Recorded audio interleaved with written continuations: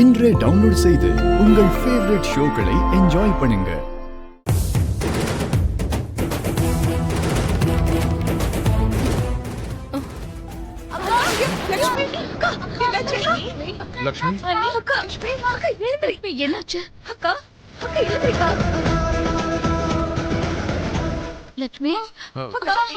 என்னாச்சுமா?